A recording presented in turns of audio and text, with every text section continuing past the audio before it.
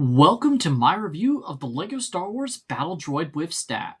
Its set number 75428 comes with 1,088 pieces and is rated ages 12 and up. This set retails for $139.99 in the US and $169.99 in Canada. This continues the LEGO Buildable Droids line that has been developed over the last few years and joins the Buildable Droideka as the second Separatist-focused droid. This is DJ Bricks. Let's get into it. Taking a look at the box, you can see the Battle Droid with Stap flying through the plains of Naboo, looking pretty nice.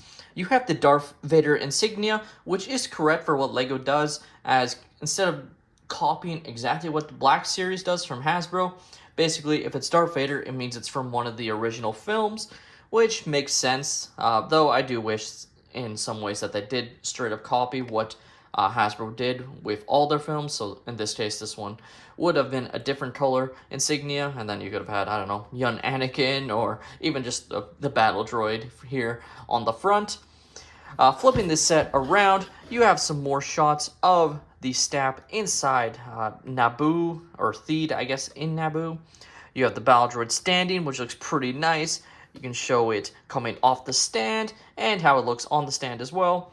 And taking a look at the manual here, and as you can see, it is a rendered image. You can just tell by how, like, it just kind of looks not real, is how the rendered image looked to me.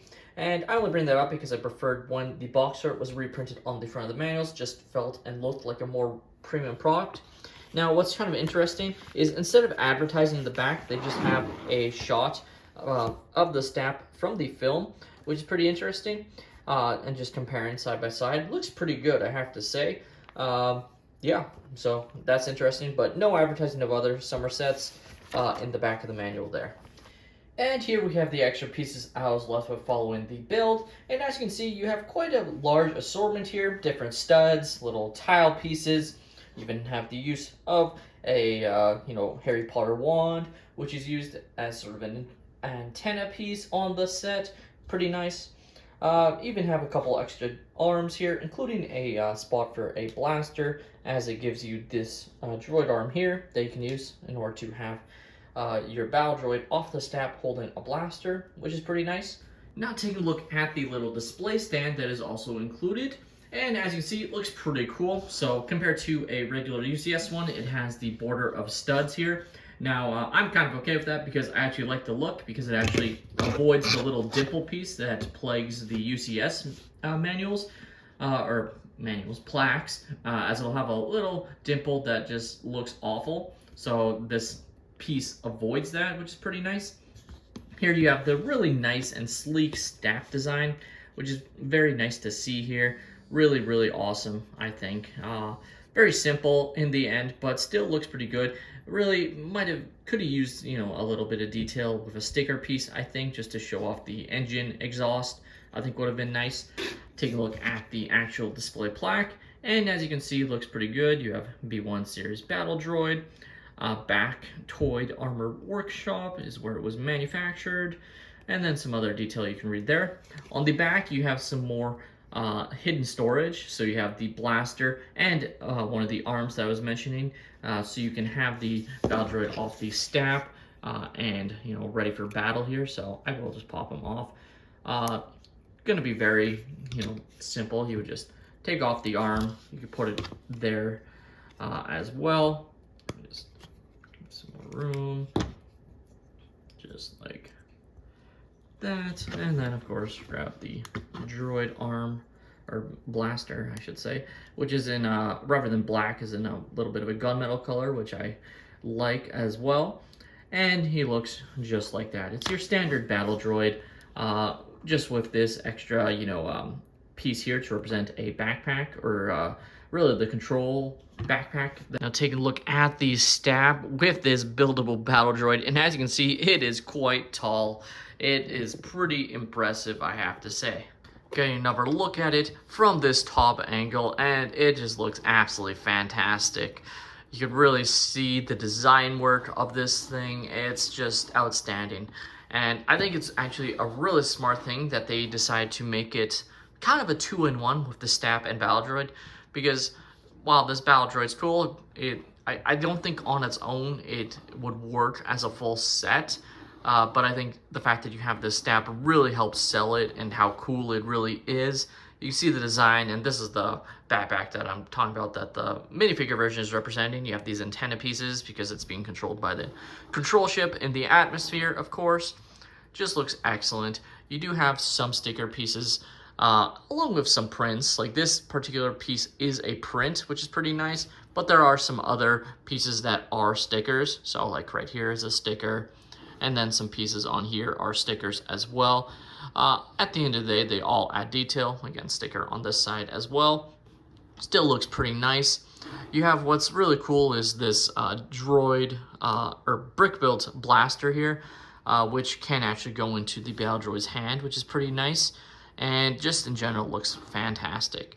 Now, overall, it's pretty stationary. You can't, move these parts like and like angle it or anything. Like it's very much pretty stationary in there. You can even see sort of some of the pieces here. A lot of technique holding the set together there, just to keep it stable. So you can't like move it like it can in real or in universe, I guess, where it can swivel to shoot the cannons a little bit, but it still looks absolutely outstanding. And just getting another look at the stand, you can see very, very simple design, I have to say, but it works very well, very stable. Not worried about this set falling apart at all. I know it looks like it's wiggling a lot, but I'm really not worried about it falling off at all. I can grab it from here and it's on there for sure. Now, of course, you can, as shown on the box, take the figure off. So let's show you how you do that. Very simply, you just pop off the feet just like that. And as you can see, basically there are some studs on this side that the feet line up with. Same on this one. And in fact, just with the weight, it does pop off. So that's something I have noted, is you do have to keep both feet attached. Otherwise they'll just pop off because of the weight. And then lastly, you do have this clip right here. You can see it clipped in there, and that's where you would detach the arm, and it can be kind of fun. And then you would do the other side as well, just like that. And you can get a nice look at our Battle Droid. Now it is kind of fun to get it stable enough for him to stand. And there you have him ready to go. Obviously, this is one of the main drawbacks, is it is very heavy. It's the best way to put it, especially on this top. So you do have to really get it lined up, otherwise it will fall over a lot. But I do want to show that you can actually have this blaster in hand. And basically, you can see there's a clip there, and it goes just right where the clip is when you attach it to the main, Stap speeder here. And it looks just like that. Very, very nice. Looks pretty cool. I actually have this arm the wrong way. Let's just fix that. There we go. And there you have it. And taking a look at the B1 Battle Droid right next to the buildable Droideka here. And you can see it's not entirely in scale. I think it's pretty close though. And I think these look really awesome next to each other. And definitely think I'm going to try and display these beside each other because they just work next to each other there. Now let's reattach the Battle Droid to the Stap. So first things first, we'll take off this blaster here, just like so. And we'll reattach it to the actual clip here, just so it's like that. There you go. Now I'll grab the Stap, and I find it's best to attach the hands first because the legs do kind of flail. So like I said, you just basically line up this clip piece just like that. Oh, as I break off the Battle Droid fingers, let's reattach that real quick. And then same on the other side. Then you will grab the legs and move them into as close to position as you can and basically just angle them on. And just like that, you will attach it here. And as you can see, the other leg did pop off, so you do sometimes have to go back and fix it. And there you have it. You have it lined up perfectly. And one thing you can do is push this piece back. So yeah, as you can see there, if you go too far forward, it will pop off.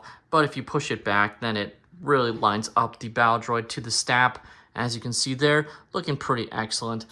I have to say. And the side also came off. Like I said, this is probably the only drawback with the whole design, is I do wish it was a more secure connection with something else, like perhaps a Technic rod or something, because then I think it would have worked a little bit better. The LEGO Battle Droid with Stap to me is an absolutely fantastic LEGO set, and definitely makes perfect sense for why they decided to do this as sort of a 2-in-1 pack, because I think it really works and wouldn't have worked if it was just the Battle Droid.